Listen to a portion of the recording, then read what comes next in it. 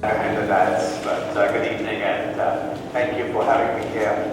I think it's just wonderful to have so many friends amongst you. It's a privilege, and Deepak, thank you very much.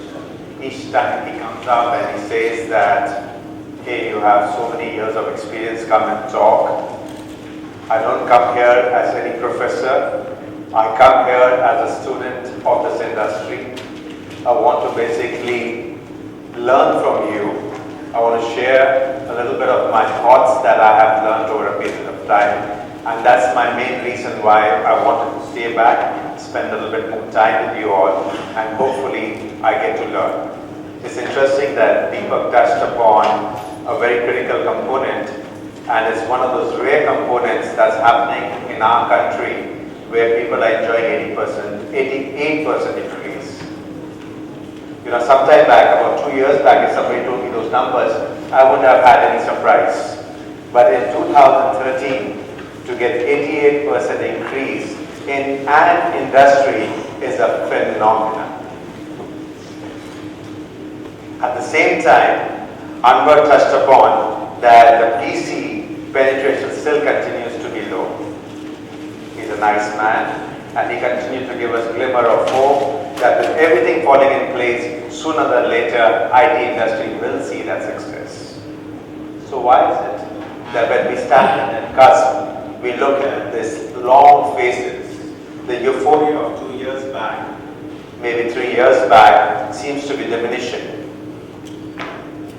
Everybody says, oh, the sentiments in the market is that the memory prices went up, so sales didn't take place. Or there were floods in Bangkok, so sales didn't take place. Or the PC market has fallen, that's why the sales didn't take place. Every individual that I meet, especially those who reported to me, say this.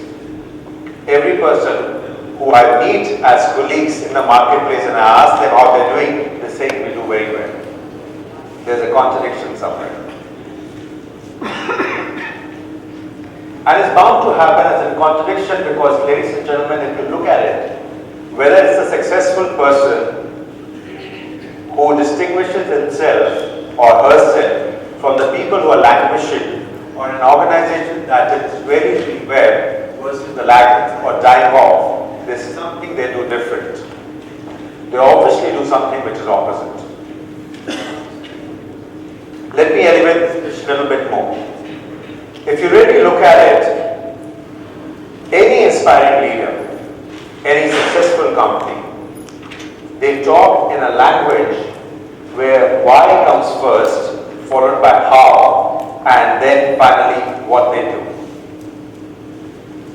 I think within this room there are many entrepreneurs. Let's test this little formula today. So let's see with a show of hands how many entrepreneurs who own their own companies are here in this room. There are quite a few here. If I was to ask these gentlemen, why are they in business? And the answers are, which they need to choose from. For top line, the B is for bottom line, C is for top line and bottom line, and the fourth one is for something else. So can I have a show of hands who run businesses? Tell me how many of you are in business for top line? That's very interesting. There's nobody who's actually looking at top line. So not performing on numbers is not the criteria. Okay, how many people are there who look at bottom line as their growth for their business? A couple of people, slowly the hands are coming up. How many people are in business both for top line and bottom line? Many more hands. Is there anybody who is an entrepreneur who is in business for something outside these three phenomena?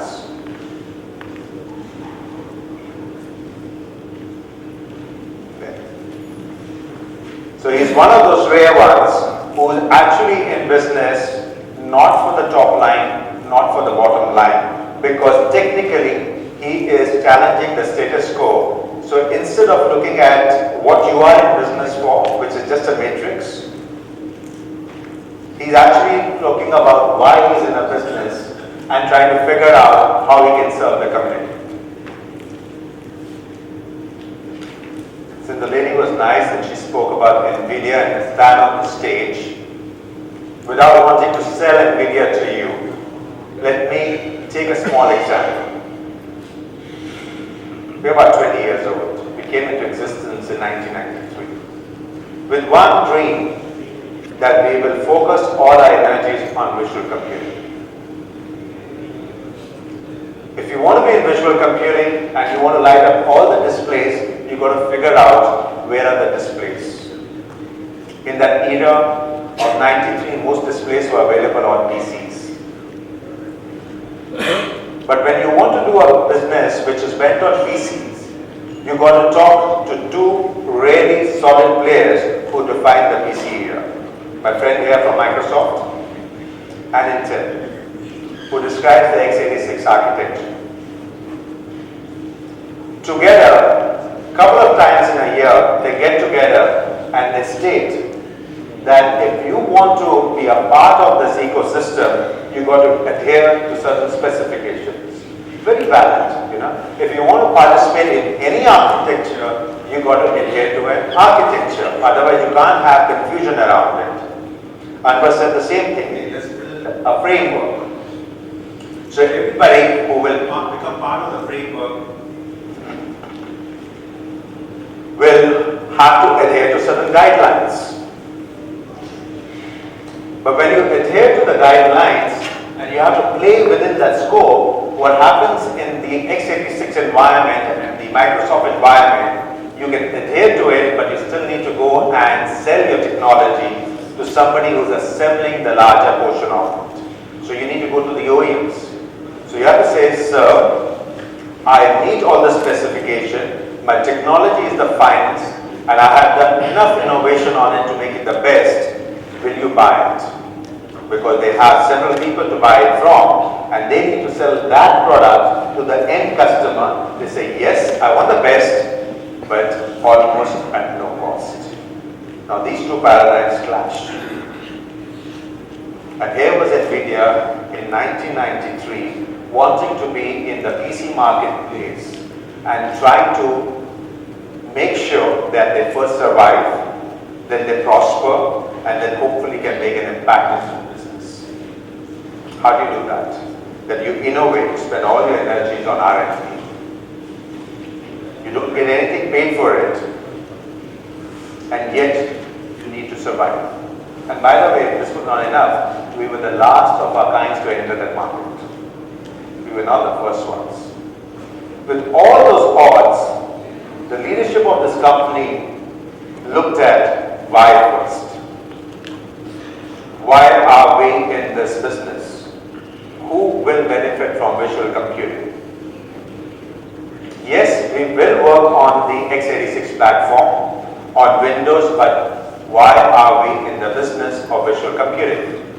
So that we can have consumers enjoy the computing environment that will bring onto the table. That's the answer to it. And the moment we had that answer, we looked outside inside.